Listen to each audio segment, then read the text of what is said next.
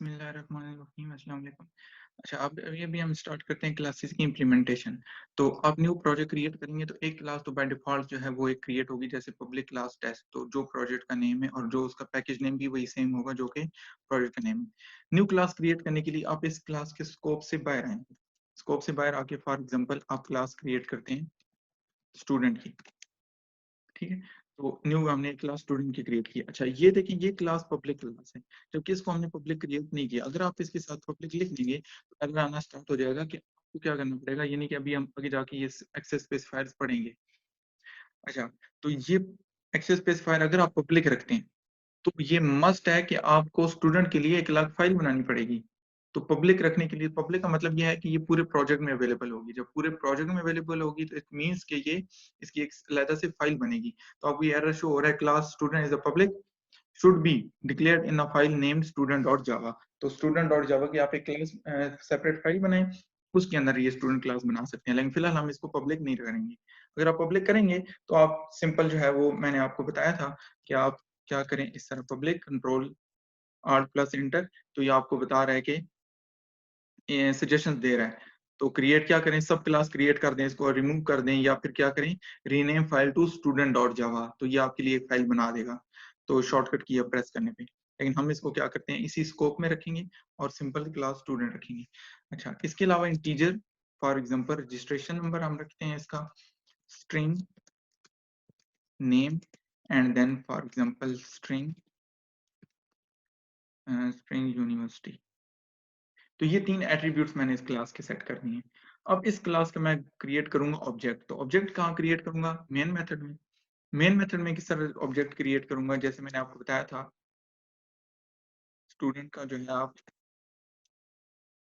s1 equal है new student, ठीक है, और सेमीकोलन। अब ये एक ऑब्जेक्ट क्रिएट हो गया स्टूडेंट का। अब आप देखेंगे यहाँ पे s1 dot dot what dot name registration number and university तीनों अवेलेबल हैं यहाँ पे। तो name equal to for example आपने सेट कर दिया है अली, ठीक है।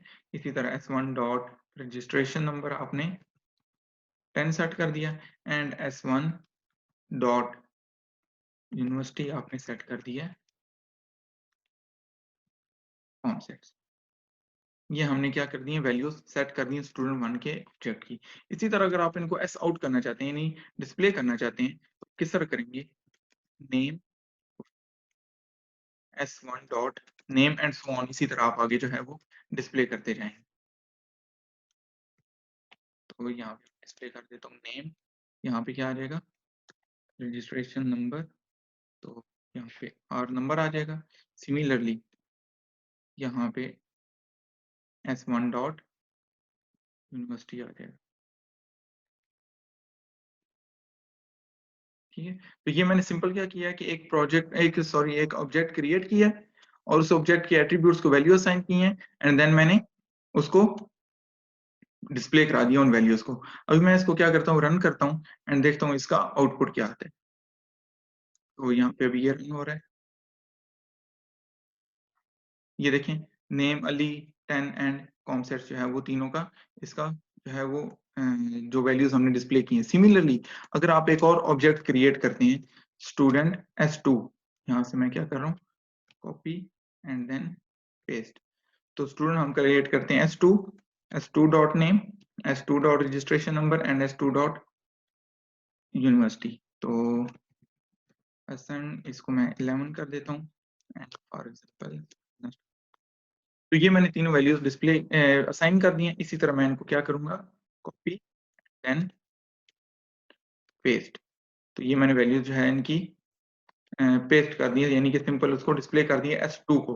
तो s2 के लिए आप क्या करेंगे, 2 एंड 2। तो यहाँ से मैं थोड़ा सा फास्ट चल रहा हूँ, तो मैं आपको एक दफा फिर बता देता हूँ मैंने किया क्या है। मैंने सिंपल एक ऑब्जेक्ट क्रिएट किया है स्टूडेंट का, इसके एट्रीब्यूट्स को वैल्यू असाइन की, फिर उसकी वैल्यूज को डिस्प्ले की है। सिमिलरली एक और ऑब्जेक्ट क्रिएट किया है s2, इसको वैल्यूज असाइन की हैं एंड देन इसको डिस्प्ले किया है। तो यहाँ पे आप एक लाइन लिख सकते हैं, एस आउट स्टूडेंट इन्फो, ठीक है। इसी तरह इसको मैं कॉपी करता हूँ और यहाँ पे पेस्ट कर देता हूँ। वन इन्फो है ये पे, और इसको मैं रन करता हूँ। तो यहाँ पे क्या होगा कि स्टूडेंट 1 की और स्टूडेंट 2 की इन्फो डिस्प्ले होगी है। तो स्टूडेंट 1 की इन्फो ये मैंने रीनेम नहीं किया है इसको। तो यहाँ पे रीनेम करके आपने क्या स्टूडेंट 2 की जगह 1 लिखनी। स्टूडेंट 2 की इन्फो एंड स्टूडेंट 1 की इन्फो आपको डिस्प्ले होगी है। लेकिन हम करेंगे ऐसा नहीं, ये सिर्फ आपको समझाने के लिए है कि इस तरह हम कर सकते हैं।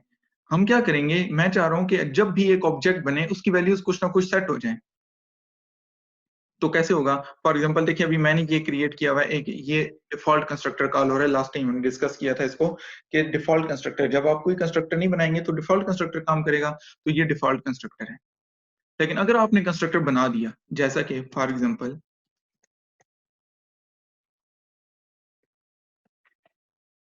स्टूडेंट, तो ये मैंने आपको बताया था कि जो कंस्ट्रक्टर नेम होगा same name as class name होगा। अब ये मैंने एक कंस्ट्रक्टर बना दिया जो कि कोई पैरामीटर एक्सेप्ट नहीं कर रहा। तो सिमिलरली जब आप एक ऑब्जेक्ट क्रिएट कर रहे हैं, यहाँ पे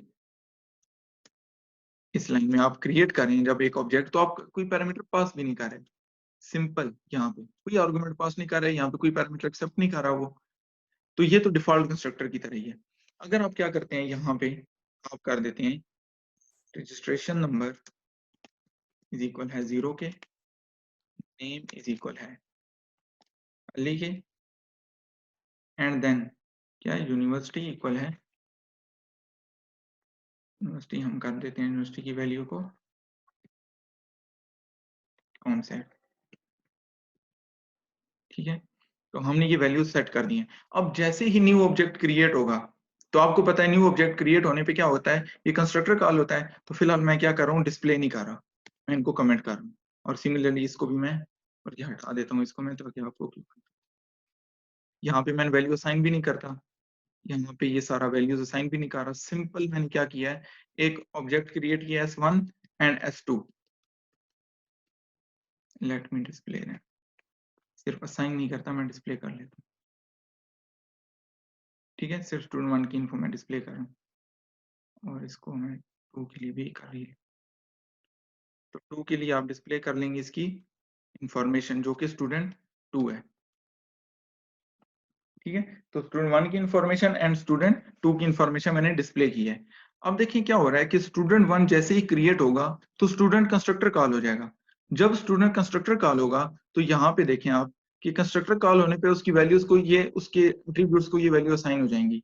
तो जो भी ऑब्जेक्ट क्रिएट करेंगे आप, जितने मर्जी ऑब्जेक्ट क्रिएट कर लें, सबको ये वैल्यू असाइन हो जाएंगी, क्योंकि इसके अंदर आपने कुछ किया नहीं है, खुद से हार्ड कोड कर दिया सिंपल वैल्यूज को। तो अब अगर मैं इसको रन करता हूँ और डिस्प्ले करता हूँ, तो यहाँ पे देखें इसके स्टूडेंट 1 की इंफॉर्मेशन में नेम अली डिस्प्ले हुआ है, 0 उसका रजिस्ट्रेशन नंबर कॉमसेट, एंड इसका भी सेम। ठीक है, तो दोनों में सेम इंफॉर्मेशन आई है क्योंकि हमने क्रिएट ही ऐसे किया है। तो अब मैं ऐसे नहीं करूंगा, मैं क्या चाह रहा हूँ कि जब मैं ऑब्जेक्ट क्रिएट कर रहा हूँ, जैसे यहाँ मैं यहाँ पे पास कर दूंगा आपको वैल्यूज, इस ब्रैकेट, इन ब्रैकेट्स के अंदर। इसके अंदर देखिए आपको लग रहा है कि कुछ पास हो सकता है, क्योंकि जैसे फंक्शन के अंदर जो है आप पैरेंथेसिस लगाते हैं तो उसके अंदर पैरामीटर आर्गुमेंट्स पास करते हैं। तो यहाँ पर मैं क्या करूंगा, एक्सेप्ट करूंगा तो पास करूंगा। तो integer registration number, similarly string, string name, name के लिए n रख रहा हूं मैं, एंड स्ट्रिंग यूनी के लिए u सेट कर देता हूं। तो अब क्या होगा, अब यहाँ पे डिफॉल्ट कंस्ट्रक्टर पे एरर आना शुरू हो जाएगा, क्योंकि डिफॉल्ट तो कुछ भी नहीं रहा, क्योंकि आपने ओवरराइड कर दिया है। तो अब आपको ये एरर दे रहा है कि आपने इंटीजर, स्ट्रिंग, स्ट्रिंग, 3 पैरामीटर आपने पास करने हैं। एक इंटीजर होगा जो कि आईडी है, स्ट्रिंग नेम, स्ट्रिंग यूनिवर्सिटी, 3, जबकि फाउंड नो आर्गुमेंट आपने कोई पास नहीं किया। तो ओवरलोड हमने कर दिया उस कंस्ट्रक्टर को, यानी कि डिफॉल्ट कंस्ट्रक्टर खत्म हो चुका है। अब आपको यहाँ पे वैल्यूज पास करना पड़ेगा। तो हम क्या करेंगे, 1 as a registration number, name as Ali, and COMSATS as a university हमने पास कर दिया। अब यहाँ पे भी हमने सिमिलरली पास किया 2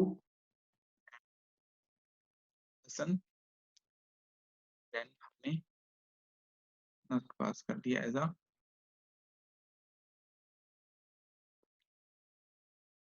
यूनिवर्सिटी। तो ये तीनों वैल्यूज मैंने पास कर दी। अब यहाँ पे जब मैंने पास किए वैल्यूज, तो इनको मैंने असाइन भी करना है। तो रजिस्ट्रेशन नंबर किसकी इक्वल हो जाएगा, उस रजिस्ट्रेशन नंबर आर के, ये आर है जो कि वहां से आया है। सिमिलरली नेम इक्वल हो जाएगा एन के, जो वहां से आया है, एंड सिमिलरली यूनिवर्सिटी हो जाएगी यू की इक्वल, जो कि वहां से हम पास करेंगे। एंड देन मैं इसको क्या करता हूँ, रन करता हूँ, तो यहाँ पे आप देखें कि वैल्यूज़ क्या डिस्प्ले हुई हैं, 1 अली, 1 एंड कॉमसेट, 2 हसन एंड नस्ट। तो ये वैल्यूज़ डिस्प्ले हो गई हैं। तो हमने क्या किया, सिंपल एक कंस्ट्रक्टर क्रिएट किया पहले, डिफ़ॉल्ट, कुछ भी क्रिएट नहीं किया था, डिफ़ॉल्ट कंस्ट्रक्टर रन हो रहा था। फिर हमने अपना एक कंस्ट्रक्टर का रन किया, बनाया जो कि पैरामीटर एक्सेप्ट कर रहा है। तो जो हमारी वैल्यूज़ को पहुँचा रहा है वहाँ तक जहाँ पे हम खुद एक्सेस नहीं कर सकते। अच्छा, ये हम काम कर क्यों रहे हैं?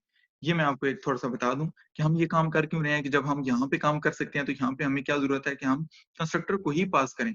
एक थर्ड पार्टी से जो है हम हेल्प लेके उसके तक पहुँचे।